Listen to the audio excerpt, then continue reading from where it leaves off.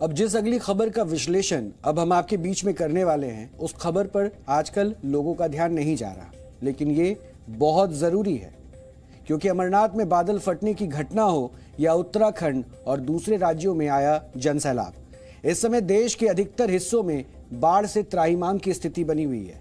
आप अक्सर यही सुनते होंगे कि भारत एक कृषि प्रधान देश है, लेकिन अब भारत एक बाढ़ प्रधान देश भी बन गया है। बाढ़ प्रधान।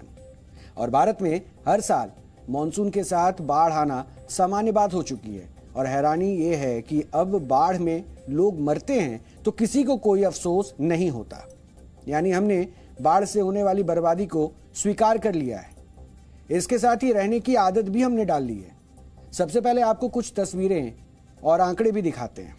इस समय जम्मू कश्मीर, हिमाचल, पंजाब, दिल्ली, उत्तर प्रदेश, मध्य प्रदेश, गुजरात, महाराष्ट्र, राजस्थान, कर्नाटक, बिहार और तेलंगाना में भारी बारिश और बाढ़ से स्थिति बेहद खराब है।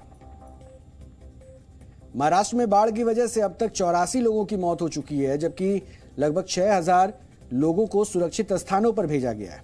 इसके अलावा महाराष्ट्र की बाढ़ में 180 पशुओं की भी मौत हो चुकी है और कई मकानों को भी नुकसान पहुंचा है।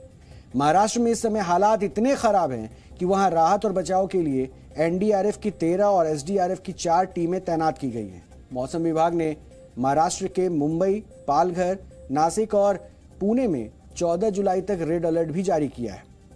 गुजरात में भी भारी बारिश और बाढ़ से बुरा हाल है और गुजरात में बाढ़ की वजह से अब तक 69 लोगों की मौत भी हो चुकी है।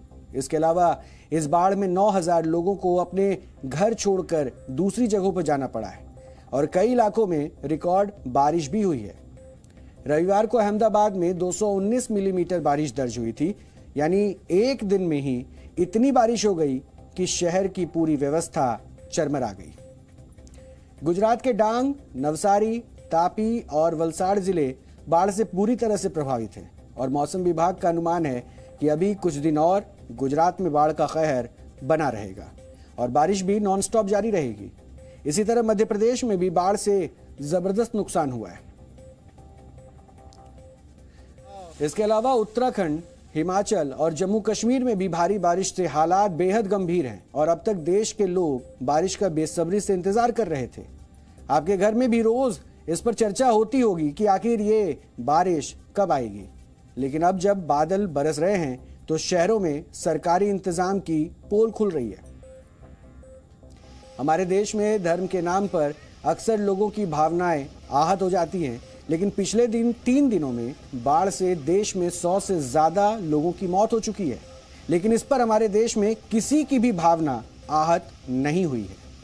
सोचिए, जिस देश में आम लोगों का मरना सामान्य बात हो और धर्म से जुड़ी खबरें प्रमुखता से दिखाई जाती हों, उस देश के लिए चुनौतियां कितनी ज्यादा होंगी। इसलिए आज हमने तय किया है कि हम आपको बाढ़ का पूरा विज्ञान बताएंगे, लेकिन उससे पहले आप इन आंकड़ों पर नजर डालिए।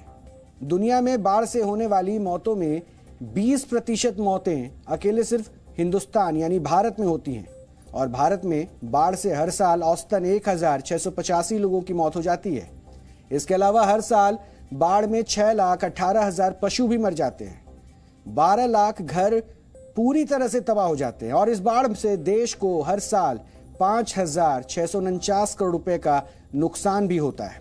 सोचिए, बाढ़ में हर साल देश के लगभग 6,000 करोड़ रुपए पानी में डूब जाते हैं, बाढ़ में बर्बाद हो जाते हैं, लेकिन इसके बावजूद इस पर हमारे देश की सरकारें अफसोस तक नहीं जताती हैं और बाढ़ कभी देश के मीडिया और राजनीतिक पार्टियों के लिए बड़ा मुद्दा भी नहीं बनती है।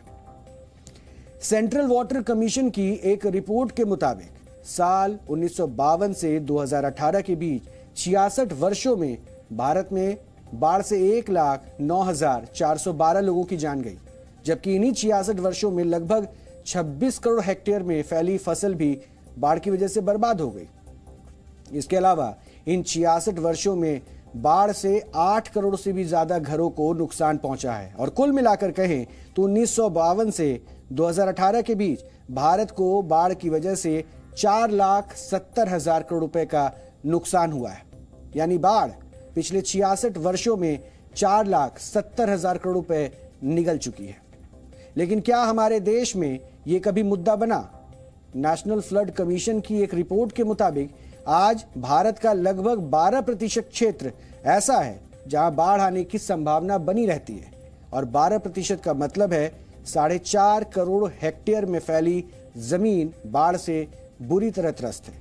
और इसी रिपोर्ट में यह भी बताया गया है कि अगर बाढ़ को ध्यान में रखते हुए ठोस रणनीति अपनाएं तो इसमें से 3 करोड़ हेक्टेयर में फैली जमीन को हर साल आने वाली बाढ़ से बचाया भी जा सकता है। हालांकि एक सच ये भी है कि बाढ़ का क्रोध पिछले कुछ वर्षों में और ज्यादा विकराल हुआ है।